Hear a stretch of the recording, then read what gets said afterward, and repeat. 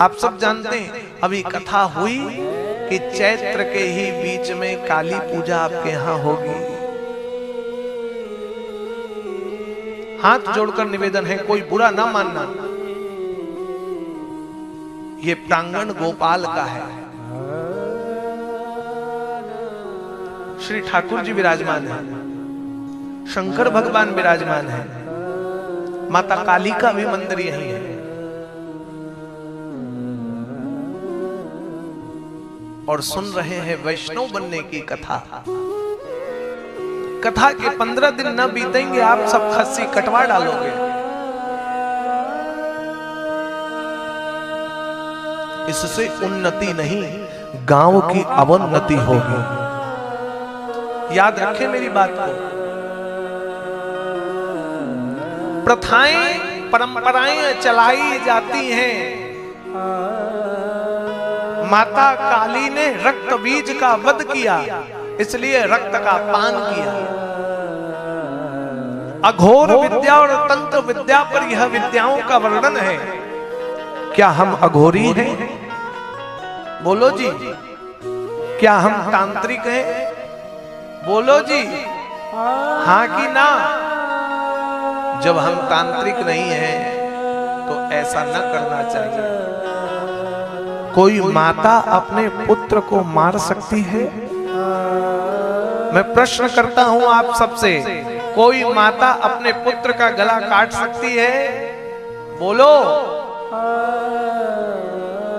आपके गांव में दुर्गा पूजा भी होती है, बलि चढ़ती है, लेकिन बकरा कटता है क्या?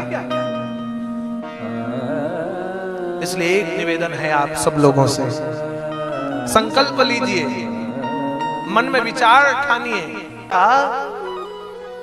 तो सब लोग आए, हमारे माताजी पिताजी को बोलते, आप मानसिक मानो। मुझे गर्व है इस बात पर। लोग बोलते उस मंदिर पर मन्नत मांगो पूरा होगा। तो जमशेदपुर दलमा पहाड़ में हाथी खेड़ा मंदिर है, सर्च करना, हाथी खेड़ा। वहां भेड़ की बलि चढ़ती है, भेड़। हाथी खेड़ा मंदिर पर। और कोई सज्जन आए, उन्होंने कहा वहां यदि आप बलि मान ले तो उस बलि के मन्नत से आपका पुत्र वापस आ जाएगा। मेरी माता जी का उत्तर था, मेरा बेटा ना आए मुझे स्वीकार्य है, लेकिन मैं बलि नहीं दूंगी। ये मेरी माता ने उनको उत्तर दिया था। मैं जब आया तो मेरी माताजी बोली मन्नत है, वहां चलना पड़ेगा स्वामी जी। और तब उन्होंने यह कथा बताई। क्योंकि मैं घर छोड़कर भाग गया था। मैं जीवन में एक ही बार आज 17 साल पहले हाथी खेड़ा मंदिर गया था।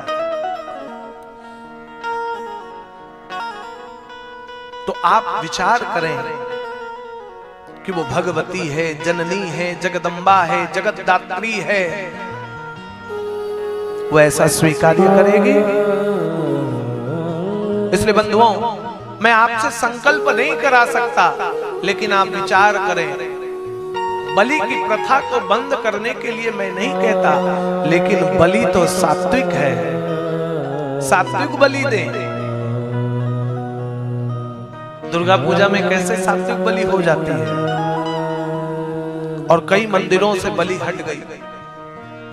आप लोगों से ज्यादा कोई, मेरे से बड़ा आप देवी उपासक नहीं होंगे। हम श्री अर्चन करते हैं, भगवती का श्री रूप में पूजन करते हैं। हमारे अखाड़े के आचार्य काली पीठ पर बैठते हैं। हम जिस अखाड़े पर हैं उस अखाड़े पर हरिद्वार का मनसा देवी मंदिर, हरिद्वार का चंडी देवी मंदिर, हमारे किन्हीं मंदिरों पर बलि नहीं होती है। आग्रह स्वीकार करें। और एक संत आप सबसे कथा की याचना यही मांगता है कि आपके गांव से बलि प्रथा पूर्ण रूपेण बंद हो जानी चाहिए। यही आग्रह है, ये निवेदन है मेरा। आप सबसे मैं हाथ जोड़कर निवेदन करता हूं कि बलि प्रथा को त्याग दीजिए। अंतोगता, अन्यथा शुभ नहीं होगा। त्यागिए इससे, प्रेरित होइए। हम बलि चढ़ाते और फिर प्रसाद बनाकर खुद पाते हैं। बहाना बना लिया हमने, इन बहानों को छोड़िए। पवित्रता, आप विचार करें, गोपाल जी की पूजा वैष्णव करते हैं। एक तरफ तुलसी की पवित्रता और उन्हीं के बगल में बकरी काट रहे हैं।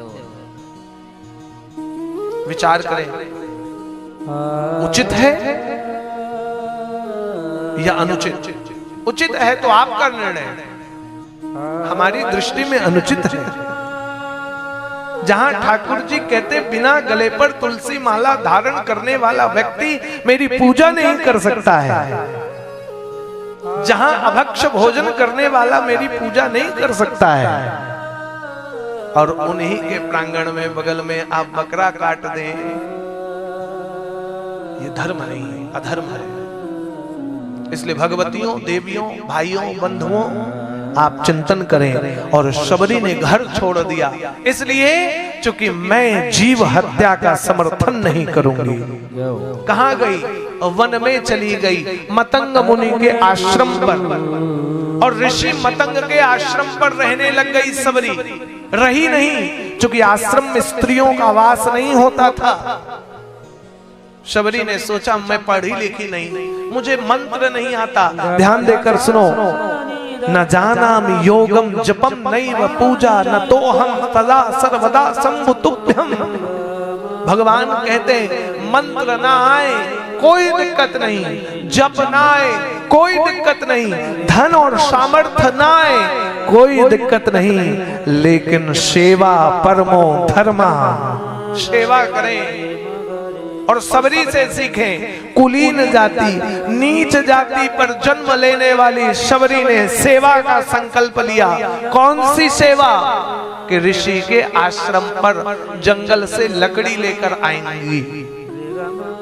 संत की सेवा करने लगी, वैष्णव सेवा करने लगी। रात में लकड़ियां चुनकर लाती और आश्रम के दरवाजे छोड़ जाती। लोग उठते तो देखते लकड़ी का ढेर लगा, कौन लाता है? बंधुओं, संत सुबह उठते उससे पहले आश्रम के दरवाजों पे सफाई हो जाती। कौन करता है सफाई? गाय के गोबर से आंगन लीप जाती सबरी, कोई सबरी को देख नहीं पाता। संतों के स्नान आदि के लिए जल भर जाती सबरी, कोई देख ना पाता सबरी को। एक दिन मतंग ने कहा, पता करो, जिसका काम तो दिखता है लेकिन व्यक्ति नहीं दिखाई देता। कौन है ये? आज रात्रि में संत जगे हैं, छुप गए। सबरी लकड़ी का गट्ठर लेकर आई और जैसे ही रखा, संतों ने हाथ पकड़ लिया। चोर है यह, तो नीच है, कुलीन जाति पर जन्म लेने वाली है। ये लकड़ी लेकर आती है, ये हमारे आंगन को लिपती है। और ऋषि मतंग आए हैं। मतंग ने देखा कुलीन जाति पर जन्म लेने के बावजूद भी मन पर श्रद्धा है, तो कहा ये नीच नहीं, आज से मेरी पुत्री कहलाएगी। मतंग ने गोद ले लिया। किसी का सामर्थ्य ना हुआ कुलीन और नीच कहने का। मतंग ने बेटी बना दिया और ऋषि मतंग की आयु हो गई। ऋषि मतंग ने कहा, शबरी तू पढ़ी लिखी नहीं है, लेकिन राह देख रघुनाथ का, तेरे दरवाजे राम आएंगे। कब? ये नहीं पूछा। शबरी को कहा तेरे दरवाजे राम आएंगे, और इंतजार करने लगी। जानते हो 17,000 वर्ष तक शबरी ने प्रतीक्षा की।